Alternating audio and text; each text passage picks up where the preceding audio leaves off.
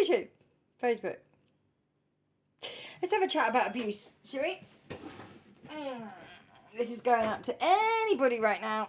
11 on my clock. It was 9, 10, 11 on my clock, actually.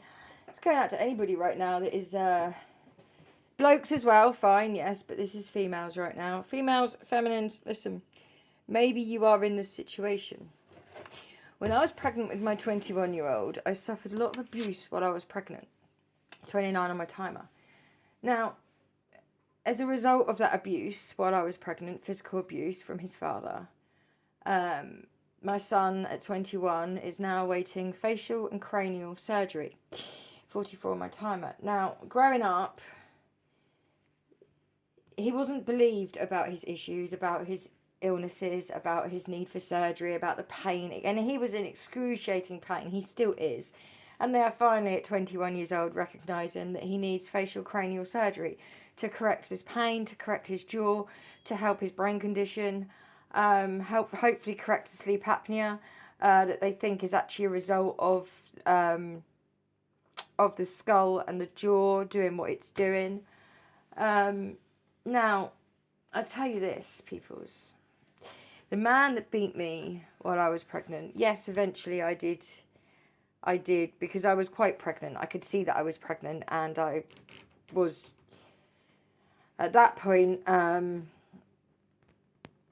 as defensive as I could be about my pregnancy, but I did not leave the man in question. It wasn't until after my son was born and he was 6 weeks old that I was very savagely attacked, and which then I was not allowed to feed my baby for about 18 odd hours, maybe a little bit less, maybe a little bit more, and it ended out in me, the minute I could, 0202 on my timer, extremely naked, getting out of the flat, running, scooping my child up out of his crib, running to the closest person I could, which happened to be a little old man that lived opposite me. And to his eternal credit, he put a blanket around me and he phoned the police and the ambulance. And I was covered in blood and all sorts. And it was really rather horrible. And because of that day, I chucked this man out for good. And I said, no more.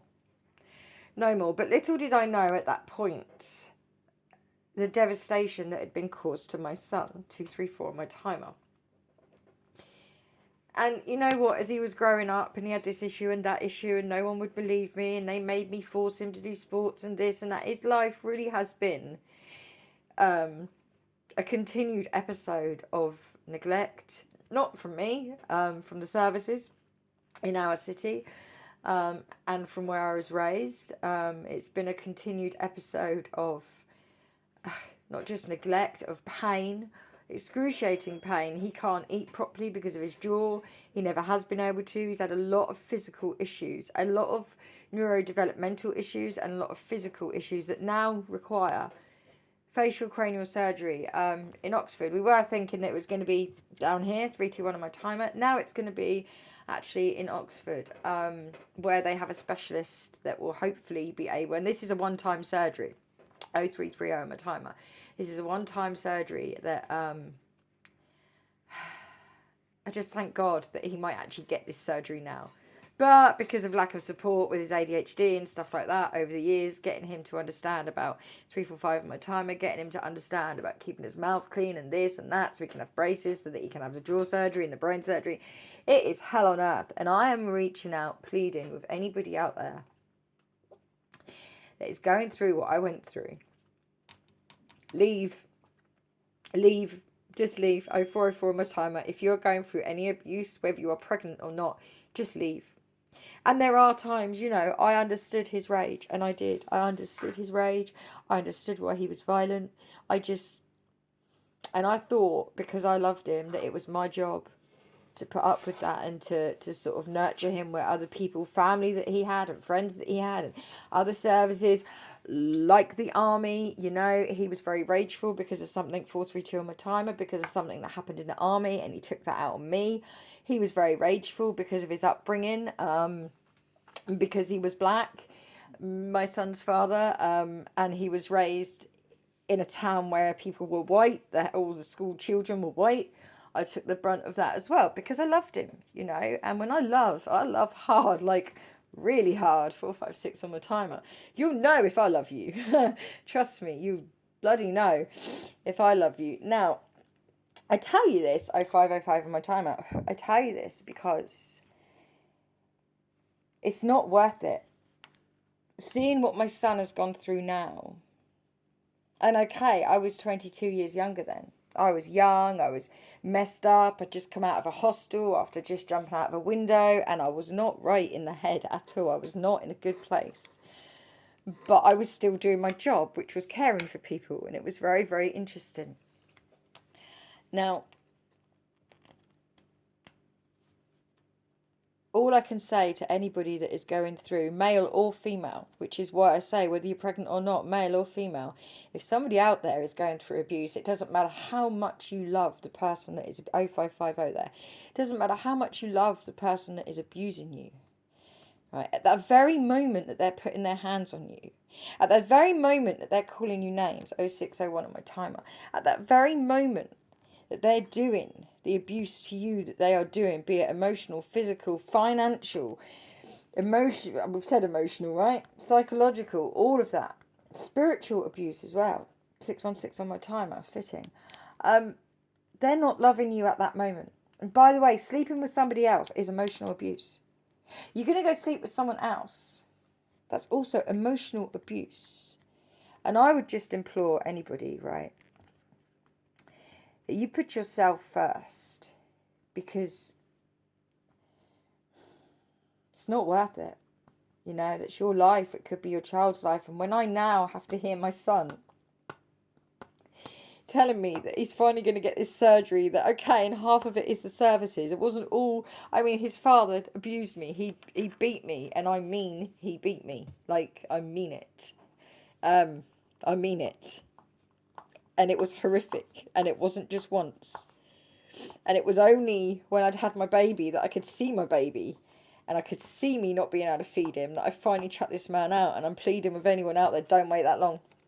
Because had I have not have waited, had I have chucked this man out when he first was violent to me, okay, I wouldn't have my son. And I wouldn't. Because I would have left that man, and I wouldn't have got pregnant. But my son right now would also not be going through the shit that he's gone through for the last 21 and a half years of his life. You know? And when I weigh up the pros and the cons, actually, I wish I had have left way earlier than I did. Whether that meant I would not have had my son in the end or not. Because it wasn't worth it. It wasn't worth it for me. It wasn't worth it for my son.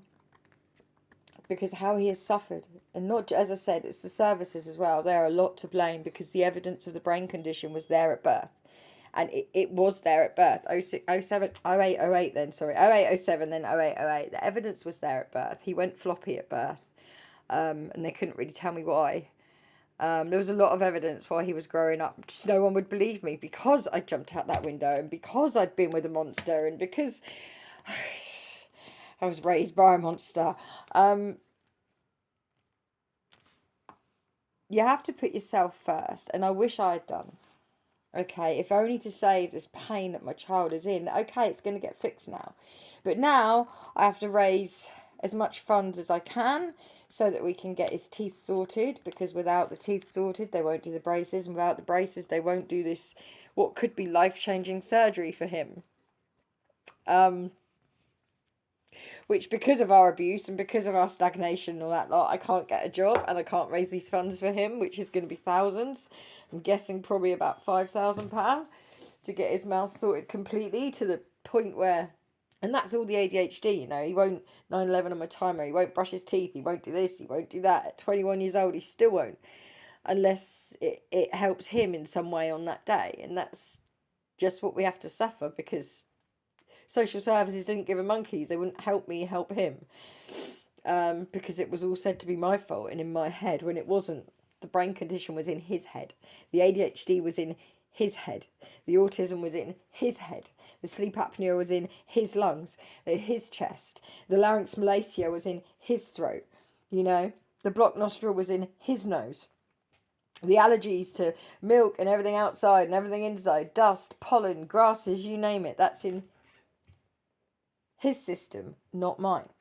So it's going to be very difficult now to try and raise these funds to get him the right dentist and orthodontist, because he has to go private. And that's going to be very difficult. And I want you, whoever you are, if this reaches someone that's going through abuse, I want you to listen to this. It's not worth it. Staying around violence and abuse of any sort. It's not worth it. You know. And I wish to God I had left before I did. Even though that means I might not have had my son.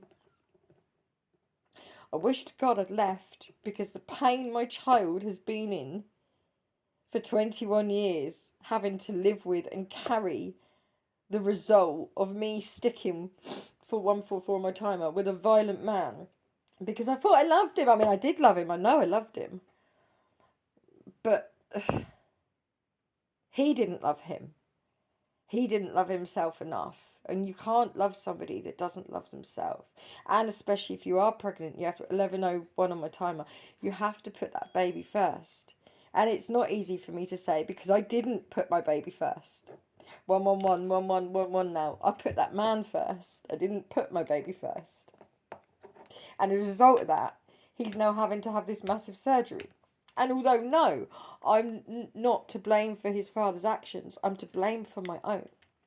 And my job was to walk way earlier than I did. And I will always, always regret that. And I will always feel like I owe my son more than I can give him. I've told them both I'd buy him the world if I could. I mean, I'd keep it till they were 50, because they're both so self-entitled at the moment, and so, oh my gosh. But whoever you are, we're not here to be abused. It's not why we're here. And anyone that's, I mean, it's like right now, 11:55 my time, I would never, ever tolerate abuse again. Not any sort. I walk away from it. Whoever you are, you need to walk away from whatever abuse it is you're going through. Someone out there is going through some sort of abuse. Now, they are once again making me look at, I'm not even going to, because that's just going to upset me. But one of you out there, you're going through some sort of abuse, be it physical, financial, spiritual, emotional, psychological, whatever it is, you're going through some sort of abuse, and it is not worth it. It's not worth it. It's not, because you drive yourself crazy. And then you know what? When they've abused you as much as they can, 1, 2, 3, 4 on my timer, and there's nothing left of you, they won't be there to apologise. They won't be there to make you better. They'll suck you dry of whatever it is, of your energy, be it through whatever sort of abuse it is. They will suck the living daylights out of you. And they won't be there to help you when you need them. That's what abusers do. They take, and they take. And they take advantage of us that will just forgive. Walk away, whoever you are. Walk away from that abuse, whatever that abuse is, because one of you, somebody attached to my energy or attached to my hacker's energy, is under major abuse, some sort of abuse. I don't want to tap in. But let me tell you, I will always regret not walking away. You know, you have those chat shows where these women, they go on and they say, oh, I wish I'd never drunk during my pregnancy because now my child's got fetal alcohol syndrome. I wish I'd never stayed with my son's dad and his violence, because it has really made my son suffer. And there's no one else to blame past a certain point apart from me, you know?